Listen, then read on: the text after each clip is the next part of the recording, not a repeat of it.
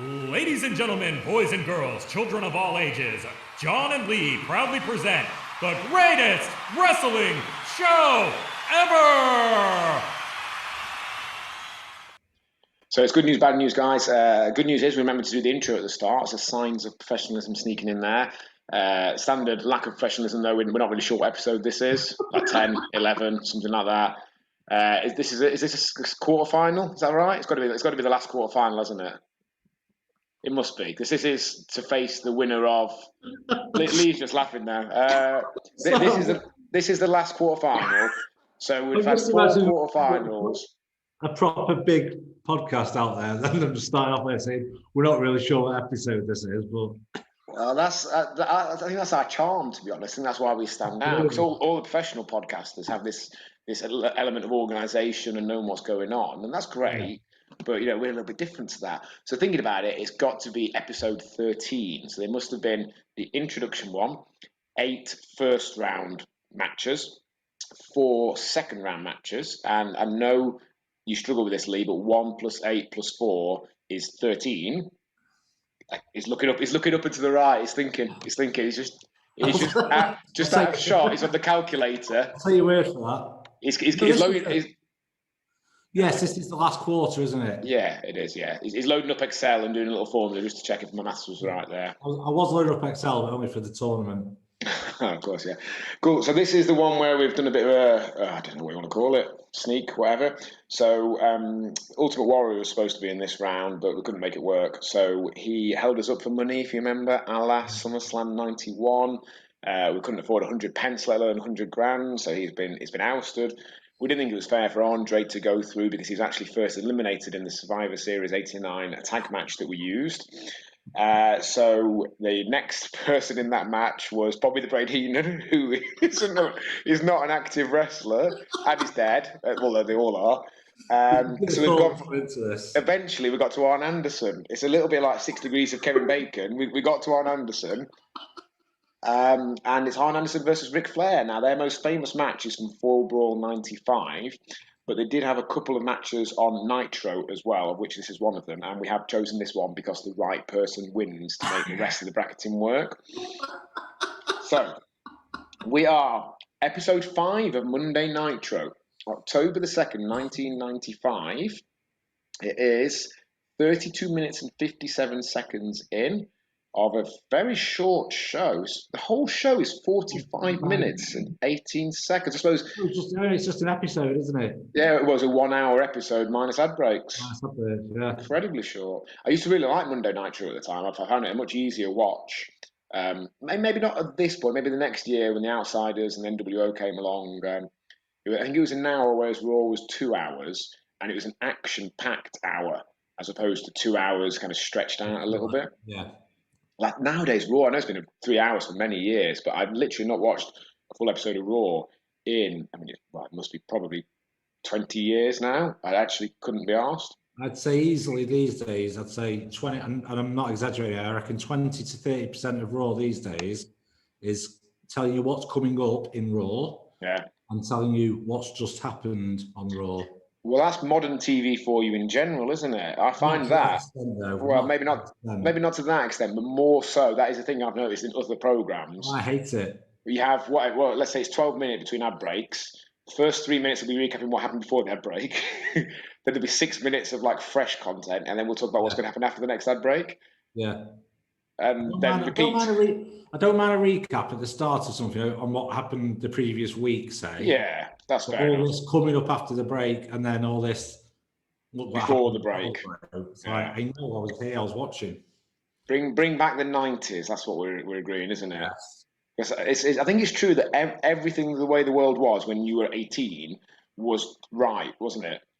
Yeah. I was only talking to my mum the other day about evolving attitudes in like gender neutrality and inclusion and all that sort of stuff, and the reactions of different people to different things like that. I think that's what often happens with a lot of people. They get the mindset, essentially, that what the world was like when they were 18 was just by happy coincidence perfect. We were evolved enough, we were more progressive than our parents who lived in the past. but we're not as daft and PC and world gone mad as kids nowadays. Don't ruin it. Let's just agree that it was. Well, yeah, but I think every old man thinks that is the problem. Steady on. Or are we saying that just by happy coincidence, 1998 was the year that we got it just right? Yeah. Perfect. I love it. Excellent. Right, so Monday Nitro, 32 minutes, 57 seconds in, press and play in 3, 2, 1, off we go. Now that is a big crowd. Look at that. So I'm glad you said you're a fan of Monday Night Raw. Sorry, Monday Night Nitro. Monday Nitro. Well, the questions today are regarding the Monday Night Wrestling War. Oh yeah, go on. Versus... Are we going to talk about Ric Flair or Arn Anderson at any point? No, not specifically. No. That would be silly. Why would you do that? Go on, hit me with some questions. Of course, and we can't talk about the match in question either whilst it's happening because that'd just be ridiculous. That would never work. Look, attractive ladies in the crowd, that's not something you get in modern wrestling, is it? Well, you don't get crowds at all, but you know what I mean. I always notice if Ric Flair or Shawn Michaels is ever coming out to the ring, the cameraman will always try and find a good-looking woman. Yeah, true, yeah. I never thought about that. They obviously do. I mean, they're there for the whole show, but particularly they try and tie them in with someone who they want to have that connection with. Right, go on then. Hit me with some Monday Nitro questions. Let's start with an easy one then. In what year did Monday Night Raw start? Monday Night Raw was 1993, February I want to say the 3rd. Well done. Is that right? Right date? Or just the right year? I only wrote down the year. It would be around then, roughly. I'm a big fan of both of these guys, by the way. I am a big fan. What I've always thought with Arn Anderson is he's one of these that looked really old for a long time, but didn't really age. So here, he is definitely younger than we are now. Yeah. I don't know quite how old he is, but I'd say late 30s there, I reckon. Maybe 38, something like that.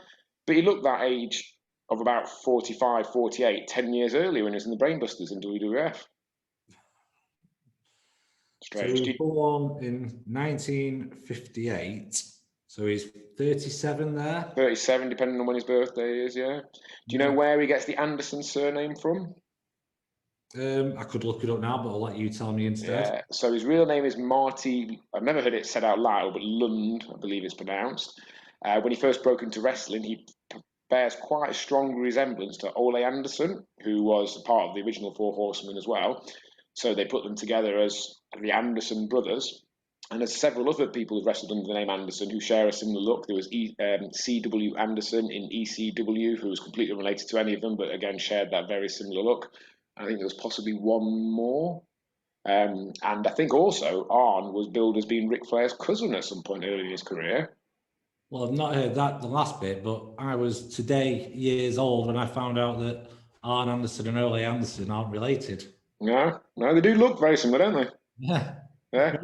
They're probably the two that look the most similar, but there's a few others of them as well that have that look, shall we say. Yeah. So in 1993, rumours started going around that WCW wanted to hire an executive producer. Who did they hire? Well, I presume it would be Bischoff in 93, would it? Yeah, well done. Yeah, so Bischoff was quite a surprise for a lot in the industry. He'd come in previously as, I think he started as an announcer and then done some backstage stuff, but he, to some degree, came out of nowhere to be announced as the executive vice president, or whatever his official job title was. But the success of WCW over the next few years shows it to be a wise choice. Yeah, absolutely.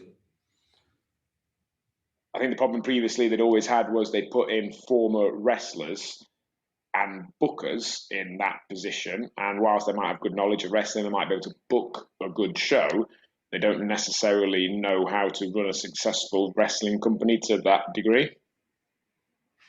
Yeah, you can imagine how that would be a natural step, but it makes sense to, I suppose. So what was Bischoff's previous?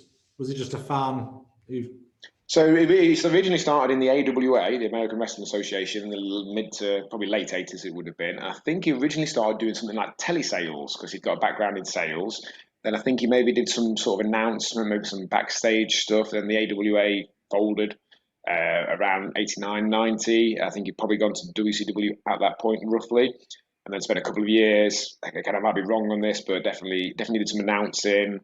I think he did like a salesy video, so maybe like trying to sell the merchandise in those short bits you get between matches.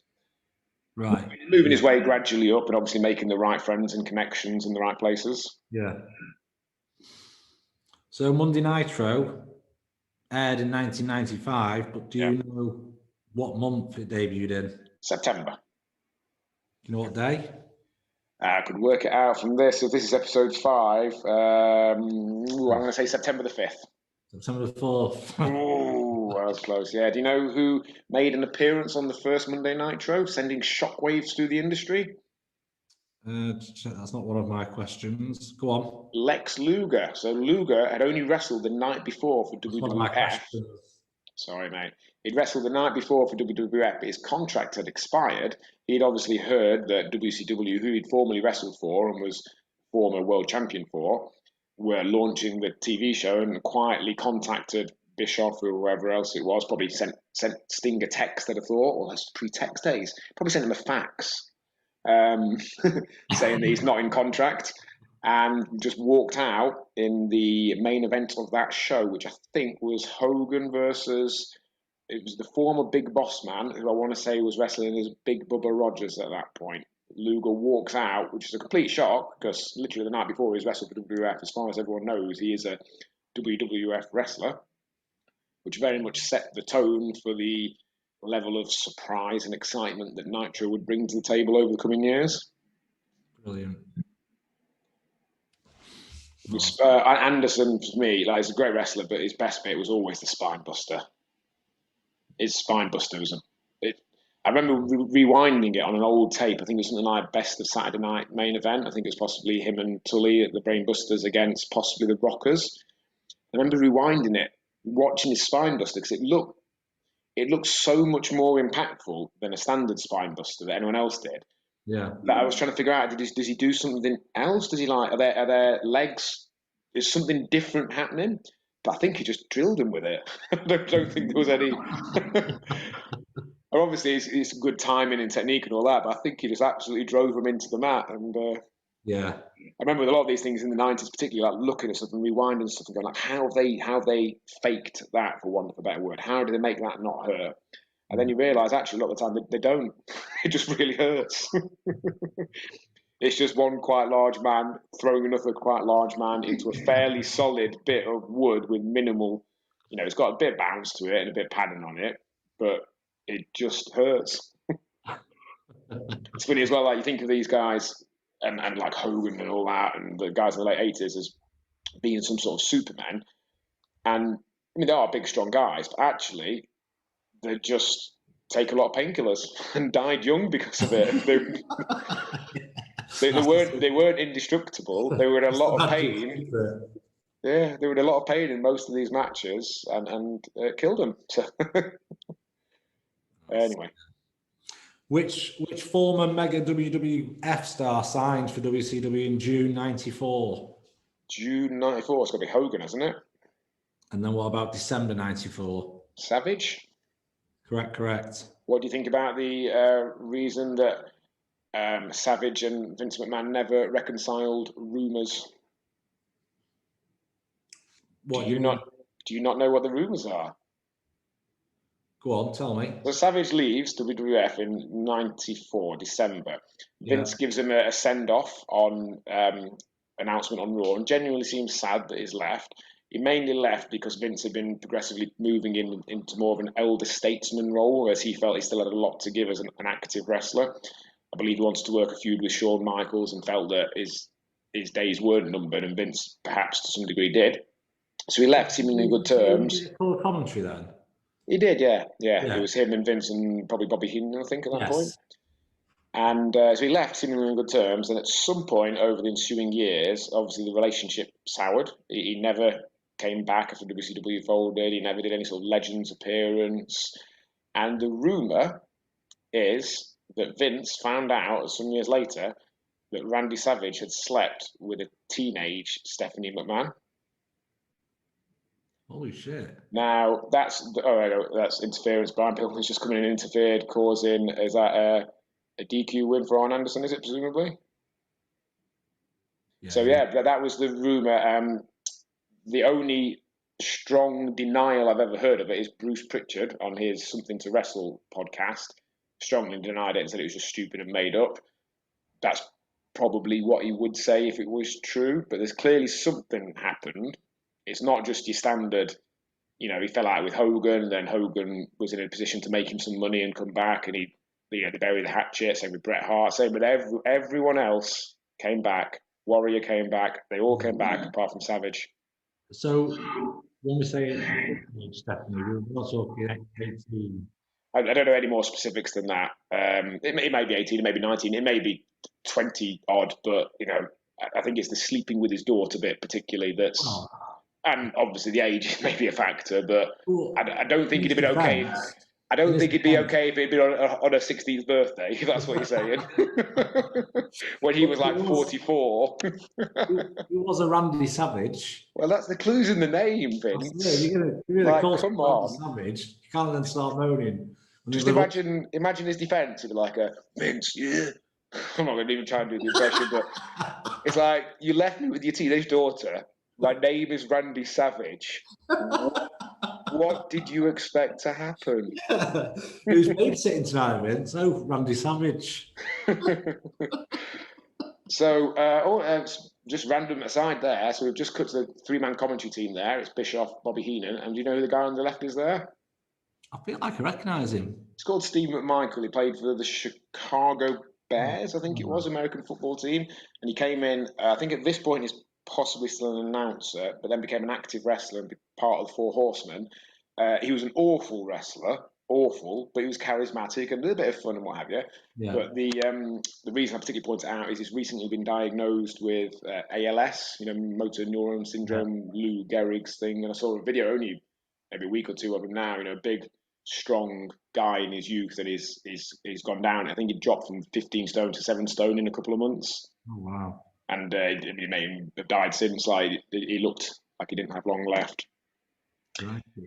So, next week's main event is Sting versus John Tenta, who I think at that point is called Shark. Sabu. I forgot Sabu was in WCW at this point, versus Jerry Lynn under a mask as Mr. JL. Got Big Bubba versus Hawk. That's a stacked card, that is. So the result of that match was Arn Anderson being disqualified. That's it. So Ric Flair goes through. Disqualification there came from Brian Pillman running in. So I think this is probably very early days of the loose cannon period of Brian Pillman's career. Do you know much about that? No. So Pillman, and I only watched did you see the Dark Side of the Ring thing on Pillman? I sent you a link to it. Yes. Have you watched it? Yeah. Did I watch the full? Did you send me the full episode? Yes, I did. Of course, I did. Yeah. Yeah, I think I sent you episode 1, and episode 2's been out since. I don't know if you've seen that. Yeah, but I watched it on my actual phone. Yeah, that's it. So that I think is roughly the start of that. Pillman's working a gimmick in order to try and increase his value for when his contract expires, and there's various different versions of events as to how that all went down. But he was definitely living a gimmick that at least a fairly high proportion of people thought was real, thought he'd actually lost the plot. Yeah. My favourite part of that Pillman documentary, though, was his old Cincinnati Bengals strength coach, Kim Wood. Yeah. He was brilliant. What did he say about Vince McMahon? I think they said, what do you think about what you did with Vince or something like that? And he goes, well, what do you do to a whore? You fuck him. Bless him. He's more of a worker than most of the guys that he helped Pillman work, that guy. No, it was excellent, that was. Awesome. So, yeah, well, I think that was a good match. Seemed all right. So that leaves us with Ric Flair versus Scott Hall. And is it Roman Reigns and Brock Lesnar for the other one? Yes. And I think we're going to have to go for a Lesnar-Flair final, aren't we? That's what we said. Yeah, we'd have to, yeah. So we're going to have to find a match. I think there's one from possibly 1999, another one of the early 1999 WCW matches that we're going to watch. which is Flair beating Scott Hall. I think I looked on cage matches for that. And then we need to find Lesnar beating Roman Reigns. Maybe at WrestleMania. That was quite funny when he was beating clean at WrestleMania. Yeah. That was it. You want me to reel off the rest of these questions? Oh, yeah, definitely, yeah. Only 4. We've got a feeling they're all easy for you, though. How much did Vince McMahon fire Shawn Michaels for an act he felt was inappropriate? Fine him. And this is during the Monday Night Wars. Yeah. 10 grand. Correct. Ooh, what was that then? Is that a guess?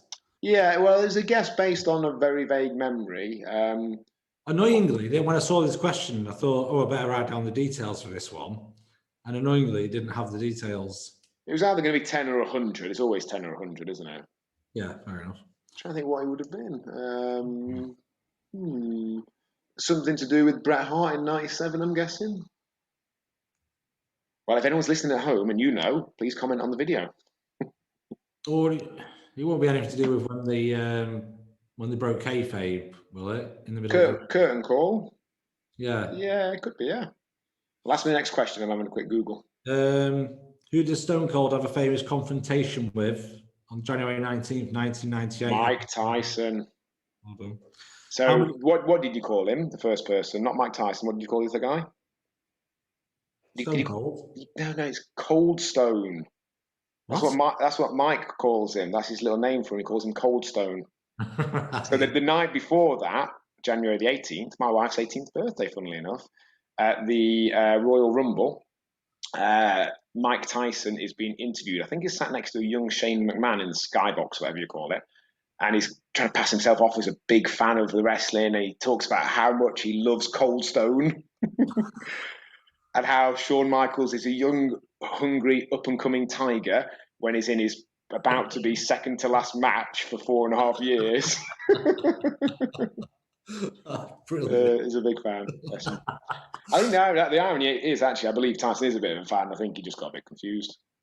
Yeah, because I'm sure he did something in WWF once as well, didn't he? I seem to remember. Tyson?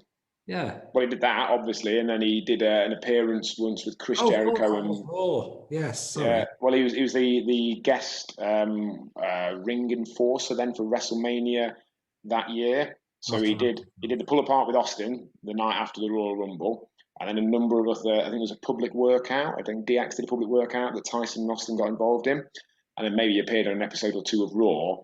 And then he was originally supposed to be the guest referee for the main event of WrestleMania 14, Austin versus Michaels. But I think they didn't trust him not to mess it up.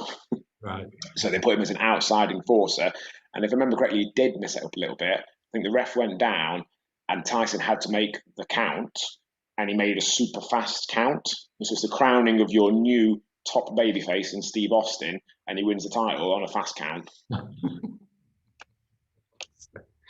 All right. How many consecutive weeks did Nitro beat? 83.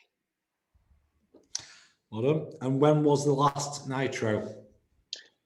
March the 26th, 2001. How did you just? Oh.